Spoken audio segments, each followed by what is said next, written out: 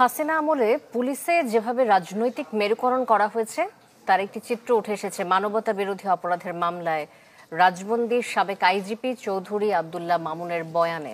জবানবন্দিতে তিনি বলেছেন যে ২০১৮ সালের রাতের ভোটের পরামর্শ আসে তৎকালীন পুলিশ প্রধান জাবেদ পাটোয়ারির কাছ থেকে। গোপালগঞ্জের পুলিশ কর্মকর্তারা কিভাবে ক্ষমতার অপব্যবহার করে বেয়াড়া হয়ে ওঠেন তাও বলেছেন আইজিপি মামুন। মাসুদুর রহমান এনে একটি রিপোর্ট করেছেন, দেখে আসবো সেটি।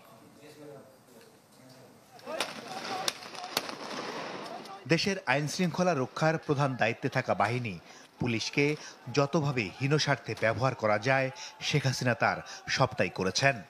যে বাহিনীর সদস্যদের হওয়ার কথা সৎ, দায়িত্বশীল ও জনগণের বন্ধু, তাদের অনেকেই হয়ে ওঠেন মানবাধিকার ও গণতন্ত্রের হন্তারক।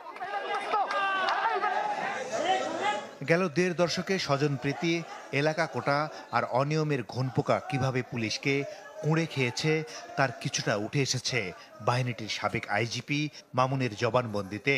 তিনি বলেছেন ২০১৪ সালের পর থেকে মূলত পুলিশের রাজনৈতিক মেরুকরণ ও গোপালগঞ্জ কেন্দ্রিক বিভিন্ন বলয় গড়ে ওঠে।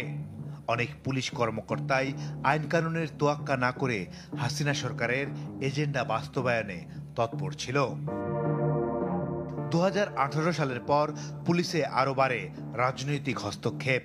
প্রভাবশালী কর্মকর্তারা সিনিয়রদের নির্দেশ মানতেন না, জবানবন্দিতে উল্লেখ করেন আইজিপি মামুন।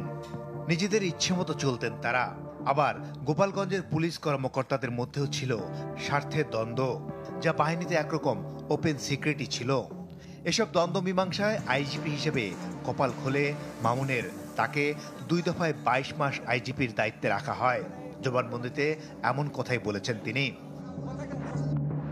জবানবন্দিতে চৌধুরী আব্দুল্লাহ আল মামুন জানান, সাবেক পুলিশ প্রধান জাবেদ পাটোয়ারি ২০১৮ সালের কুখ্যাত রাতের ভোটের পরিকল্পনাকারী। ব্যালট বাক্স অর্ধেক ভরে রাখার পরামর্শ আসে জাবেদ পাটোয়ারির কাছ থেকে। তিনি শেখ হাসিনাকে বলেন প্রশাসন ও দলীয় কর্মীদের ব্যবহার করে রাতেই ভোটের বাক্স ভরে রাখতে। আইজিপি মামুনের এই জবানবন্দির ফলে এই প্রথম ২০১৮-এর বিতর্কিত নির্বাচনের প্রক্রিয়া নথিবদ্ধ হল আইনি পরিসরে। সাবেক এই আইজিপি ও সাবেক এই র্যাবের মহাপরিচালক বলেছেন, গুম, নির্যাতন, ক্রসফায়ারের সিরিয়াস নির্দেশনা আসত প্রধানমন্ত্রীর দপ্তর থেকে। নির্দেশনা দিতেন সামরিক উপদেষ্টা তারেক সিদ্দিকীও।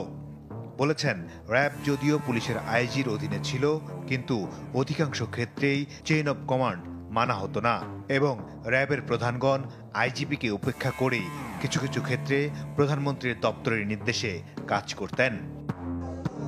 মাসুদুর রহমান, চ্যানেল 24, ঢাকা।